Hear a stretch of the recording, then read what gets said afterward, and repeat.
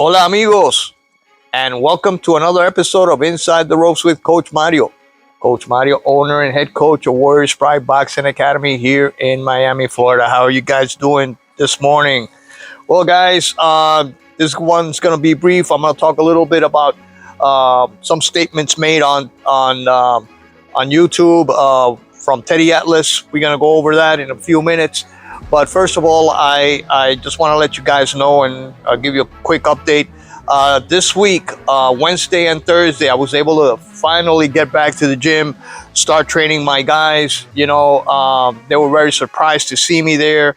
I'm at 30% right now. I'm taking it easy, guys. You know, I have my assistant coach there, but I'm overlooking the whole training and handing out instructions and drills and whatnot. So I'm supervising everything that's going on. My assistant coach, Coach Paul, has done a phenomenal job. I'm really happy and lucky to have him as my assistant. You know, he took over the helm of Warriors Pride and has done a magnificent job. I want to congratulate him, and I'm really lucky to have him as an assistant coach. I also want to thank my wife, Julia, who has been instrumental in my health, getting back to where I'm supposed to be at. She's a champion bodybuilder. She's got that warrior spirit in her. She's also Puerto Rican, so she's got la cria boricua, you know, tough Puerto Rican woman, man. So anyway, guys, today we're going to talk a little bit about some statements that Teddy Atlas has made on YouTube, and it really surprised me because going back to some months ago, before the Ergashev fight, I have heard Teddy Atlas mention Subriel Matias and prior to his fight with Ergashev and his forecast, and he had mentioned that Ergashev was gonna beat Matias, and Chris Algieri, who's always been high on Teofimo Lopez and some other fighters except Matias, had acknowledged that he was gonna be knocked out, him and Paulie Malignaggi. But today I was watching the Pro Box TV YouTube channel, and Teddy Atlas has been converted, guys, has been totally converted, turned 180-degree turn towards his feelings and opinion about El Orgullo Maternillo, Subriel Matias. As you all know, sorry. As you all know, Subriel Matias is my favorite fighter right now. He is somebody that has been avoided by top tier of the 140-pound division. Nobody wants to face him. They got all kinds of stories and gossip and all that stuff. But bottom line, nobody wants to face him, and that's an honest truth. You can lie all you want. You lie to your teeth, come up with you know, justifications and deception in order to look like you're not avoiding this fighter. You can bring in your parents like Teofimo Lopez has done with that low-life dad that he has. You know, guy has no class. The dad of the other insignificant fighter who is not even ranked in the top 15, Michel Rivera, and the Bill Haneys of the world, all right? They're all talking trash about Subriel Matias, but nobody puts their signature on the dotted line. Nobody dares to fight him. So Matias now has been able to finally cement the fight with Lee Amparo, a great, worthy opponent, Australian fighter, southpaw, who's coming from a big victory. He's on a momentum rise right now, beating Montana Love, knocking him out, actually stopping him. Fight, and he's going to be the next opponent for Subriel Matias, June 15th in Manatí, Puerto Rico, all right, in the hometown of Subriel Matias. So, guys, I was listening to Teddy Ellis when he was asking Pro Box TV, about the 140-pound division, who's the top guys there, how do each one of these guys match against each other, and the future of the 140-pound division, what is to be expected. And surprising to me, this is what Teddy Atlas said in the show Pro Box TV on YouTube. Where does Subriel Matias rank in terms of all the great 140 pounders in the world of boxing right now? He's my favorite fighter in boxing right now. Ooh, nice. I love him. There's a few guys that I love, for mixture of reasons. Style being one of them. It helps if you're fan friendly. It helps if you're somebody that puts fannies in the seats. If you bring eyeballs to the television, and he does all that. This is a guy that is relentless. He's one direction. He doesn't take time and waste any time introducing himself. He walks across the ring, he gets in your grill, and he stays in your grill. And it's up to you to get him the hell out of there. And if you can't get him the hell out of there, you got a hell of a problem. And he doesn't just do it in a way that, is any kind of amateur's way, because when I explain that kind of style to someone who hasn't seen him, they say, okay, he's just a guy he's coming at you in waves, he never stops coming, he's coming at you with wide punches, because that's what you would envision at first pop. He's just walking through everything. He keeps his hands up tight. You can catch him, no doubt about it. He's coming in the front door, but he comes in behind the jab, and when he gets inside, he is a miniature version of Joe Louis with the short punches. Joe Louis was one of the greatest finishers, not just in the heavyweight division, in boxing of all time. And one of the reasons was because he threw such concise, short, beautiful punches. Matias does that. He throws beautiful, short, and nothing's got back. He don't have to go to the butcher like a lot of these fighters do and get some back cut off. No, he is lean and mean. His punches are coming at you. There's very little space in between them, and they don't stop coming. And he mixes them up. He's got a nice repertoire, and he knows when to throw the right punch. Chris would appreciate that. He knows the right time to all of a sudden switch to an uppercut when he feels the guy's starting to lean a little bit. The right time to go to the body because the guy's using his legs a little bit, and he wants to take those legs away. He's just a dynamo. He is a fun guy to watch. I'm always going to be in his corner. I'm always going to be rooting for him. He's good for boxing. Chris just touched on it before with the internet and everybody talking about it. This is a guy that was not highly promoted. This is a guy that did not have a lot of visibility out there. Yet the fight fans are starting to salivate over him because once you see this guy, you fall in love with him. So there you have it, guys. The great Teddy Ellis makes a 180-degree turn regarding his opinion about El Orgullo Maternillo Subriel Matias, saying that it is a fan-friendly fighter. He's somebody that comes to give 100% of his craft inside the ring. He's somebody that will not back away from anybody. Compares him to the great Joe Louis, one of the greatest heavyweight champions of all time. So Teddy Ellis is really high on Subriel Matias. And let me tell you something, guys. I love Teddy Atlas. I actually have his book called Atlas. It is one great read if you guys want to read a little bit about the history behind the making of Mike Tyson and the whole Teddy Atlas career. It told by Teddy Atlas in his own particular way, which I think he's got a gift of explaining things and narrating things and making them more vivid. Teddy Ellis is a very special character. There's a lot of times I don't agree with what he says, and there's sometimes I do. In this case, well, I'm glad he finally acknowledges the talent that Subriel Matias has. the value that Matias has in this weight division, the fact that Subriel Matias does not duck anyone, the fact that Subriel Matias does not talk shit, that he actually means what he says and says what he means. So my props go to Teddy Atlas, who finally acknowledges the value of Subriel Matias and actually goes a little bit further and talks about what would happen if Subriel Matias faces somebody like Teofimo Lopez, some of the other guys.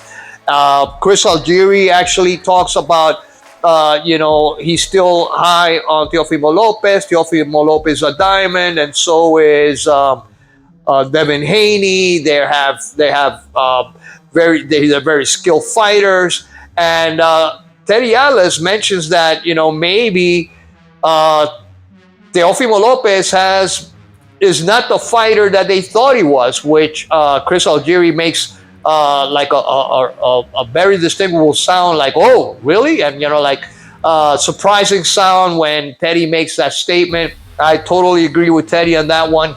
Teofimo Lopez, maybe his barrier is his mental capacity of overcoming certain things. When he comes frustrated inside the ring, he forgets everything about the fundamentals of boxing, and you saw that in his last two fights against Sandor Martin and against Jermaine Ortiz. So this is what Teddy Atlas mentions in the second part of this interview, or this show, Pro Box TV, and all the props go to Pro Box TV for allowing others like myself to post some of their content. You should go watch the complete interview or the complete program on Pro Box TV. All right, guys. But this is what Teddy Atlas has to say about talent versus will. Everyone, I'm like the guy that likes maple syrup on top of everything. I want to pancakes. You put it on the sausage, Teddy. You put the syrup on the sausage. I put Matias on everything. So why do I like Matias so much, other than what I said about his style, all that? But because of his character, because of his will, he tests people. And you know what? It's interesting to sit back and watch somebody, not just with talent, but to see if, when they get tested, what do they have inside? Matias is the kind of guy that gets you to the place where you find out what somebody has inside of them. Not outside, you already know. You look at the car, it's polished, it's everything, you kick the tire, it's beautiful. But then you gotta pick up the hood, and you gotta see what the engine looks like. Well, he goes and picks up the hood when he fights somebody. He finds out what is inside. And Teddy, I just find it extraordinarily interesting to watch a fight and watch a guy who might be more talented, and to see whether or not sheer will can defeat that talent. Matias gives you a peek at that all the time. And what's great about it is, there's a lot of people out in the world, in whatever vocation they are, whatever they're doing, they're not the most talented in the world. And sometimes they get a little discouraged. Well, I look at this guy, he's got the genetics. I look at this guy, he's graduating Princeton and he's got a 4-something,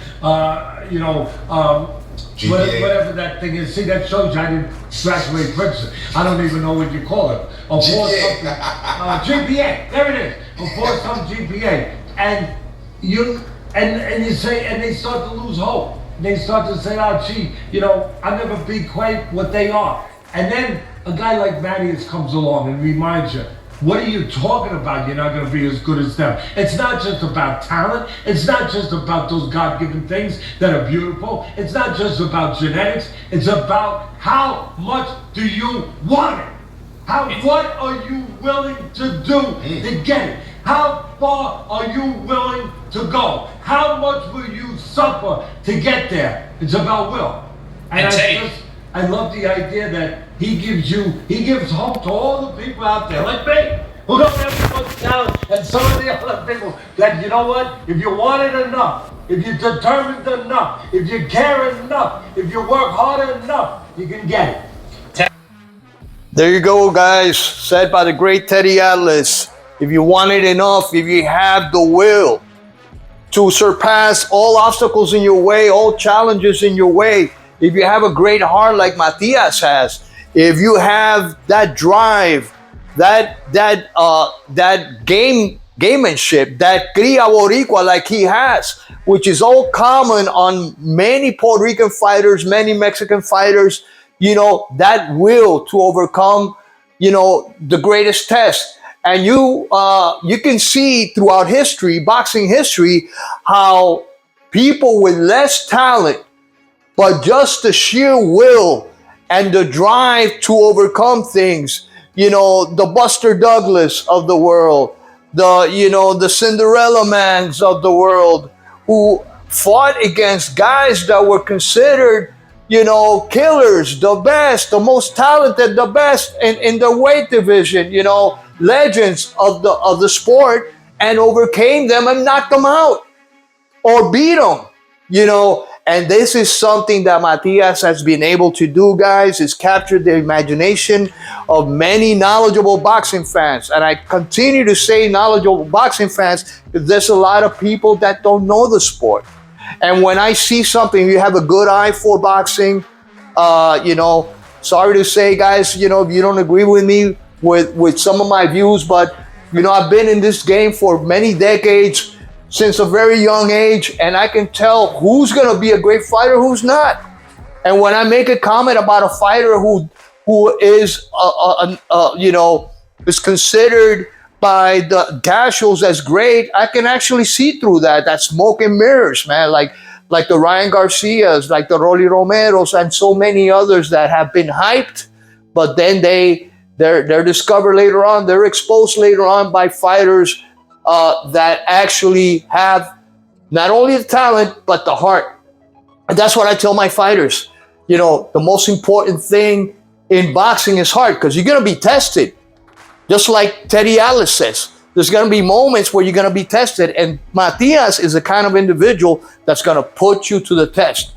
Robert Garcia mentioned the other day also, he said, whether you lose, win, or draw against Matias, he's going to test you. And you're not going to be the same fighter whether you win, lose, or draw against this guy. You're not. Look what happened in the fight with Julio Cesar Chavez and, you know, that opponent that he had, you know, in which, damn, I can't remember his name right now. But anyway, what happened? You know, 10 seconds to go. This kid never became the same fighter. After that knockout, at the last 10 seconds when this fight was stopped, what is it? Meldrick Taylor. You know, this is one of the things that I tell my fighters. It is, guys, if you don't have the heart for this sport, go do something else. All right, you can have all the talent in the world, but once you are tested, you're gonna crumble. And I see Teofimo Lopez crumbling. I don't see that from Devin Haney. I think he does have the heart, but we're going to be able to find out. All right, guys? But anyway, guys, this is all for now. This is what I wanted to share with you guys. Remember to tune in tomorrow to our Facebook chat group on Inside the Ropes with Coach Mario. Remember to like my Facebook group page. You can join it, and we're going to be chatting away for tomorrow's fight between Sebastian Fundora and Tim Tszyu. And the co-main event, Rolly Romero versus Pitbull Cruz. All right, guys? Well, anyway, God bless you all. This is Coach Mario saying hasta la vista. Have an excellent weekend. God bless you all, and peace. Comes a time in a man's life, but he makes a decision. He makes a decision to just live, survive, or he wants to win. You're doing just enough to keep him off you and hope he leaves you alone. You're lying to yourself because you're going to cry tomorrow. You're lying to yourself, and I'd lie to you if I let you get away with that. You're going to cry tomorrow because of that. Do you want to cry tomorrow? Sometimes we can bring people that left us back. We can bring your father back tonight because they're fireman.